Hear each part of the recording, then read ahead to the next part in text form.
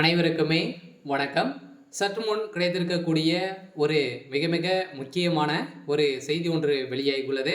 சற்று முன் கோபாலபுரத்தில் இறங்கிய அமலாக்கத்துறை துணை இராணுவம் குவிப்பு இது மாதிரி வந்து பார்த்திங்கன்னா செய்திகள் வந்து வெளியாயிருக்கு.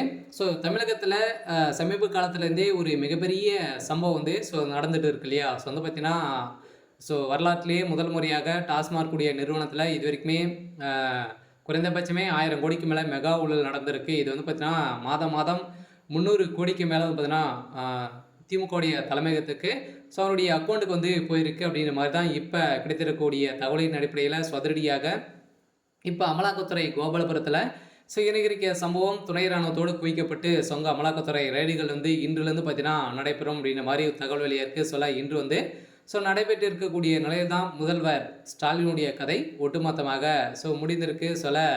என்ன நடக்க போகுது அப்படின்றத தொடர்ந்து வீடியோவில் பார்க்கலாம். அதுக்கு முன்னாடி நம்ம சேனலுக்கு வந்து இப்போ தான் நீங்கள் முதல் முறையாக வந்திருக்கீங்க அப்படின்னா மறக்காமல் நம்மளுடைய சேனலை சப்ஸ்கிரைப் பண்ணி சப்போர்ட் பண்ணுங்கள். வாங்க வீடியோக்குள்ளே போகலாம்.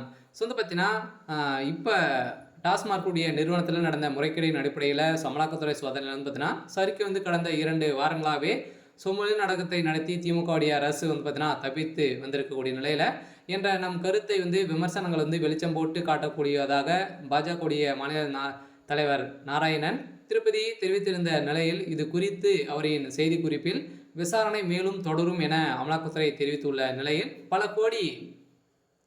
ஆயிரம் கோடி வந்து ரூபாய் ஊழல் நடந்திருக்கும் என்பதில் சந்தேகமில்லை. இதனை எதிர்த்து தன் மும்மொழிகளின் கொள்கையை தொகுதி தொடர்ந்து இதில் வந்து பார்த்தீங்கன்னா திமுகவுடைய தலைமையகம் நாடகம் ஆடி வருது அப்படின்ற மாதிரி தான் இப்போ அமலமாக இருக்குது. இதன் அடிப்படையில் மதுபான ஆலைகளில் டாஸ்மாக் நிறுவனத்தில் ஊழியர்கள் அதிகாரிகள் ஒப்பந்ததாரர்கள் அனைவருடைய வீட்டிலும் நடந்த ரைடின் அடிப்படையில் இதிலிருந்து பார்த்தீங்கன்னா திமுகவுடைய தலைமையகத்துக்கு எக்கச்சக்கமான பணங்கள் இது வரைக்கும் மாதம் 300 கோடிக்கு மேலே அங்கே டிரான்சாக்ஷன் வந்து ஆயிருக்கு. செந்தில் பாலாஜியுடைய டைரியில் கிடைக்கப்பட்ட ஆதாரத்தின் அடிப்படையில் தான் இப்போ துணை இராணுவம் வந்து குவிக்கப்பட்டு கோபாலபுரத்தில் இப்போ அமலாக்கத்துறை களத்தில் இறங்கியிருக்காங்க. கோபாலபுரத்தில் கை வச்சுட்டாங்க அப்படின்னா இருக்கக்கூடிய புழக்கத்தில் இருக்கக்கூடிய அனைத்து பணங்களுமே வெளியேறக்கூடிய நிலை தான் ஒரு இருக்க போகுது. இருந்தாலுமே இப்போ ஒரு தகவல் வெளியே இருக்குது. பார்த்தீங்கன்னா ஒரு சின்ன கிராமத்தில் தான் பார்த்தீங்கன்னா திமுகவுடைய தலைமைக்குமே செயல்பட்டு வருது. அங்கே தான் பணங்கள் அனைத்துமே பதிக்க இருக்கக்கூடிய பணங்கள் அங்கே தான் இருக்கும் அப்படின்ற மாதிரி இப்போ வெளியேறக்கூடிய தகவலின் அடிப்படையில் இப்போ அமலாக்கத்துறை வந்து பார்த்தீங்கன்னா அங்கும் ஒரு படையோடு தான் இறங்கியிருக்காங்க.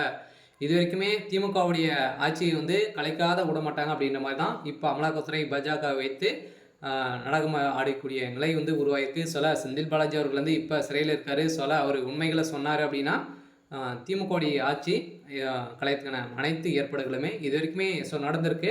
இருந்தாலும் என்ன நடக்க போகுது அப்படின்றத வெயிட் பண்ணி பார்க்கலாம்.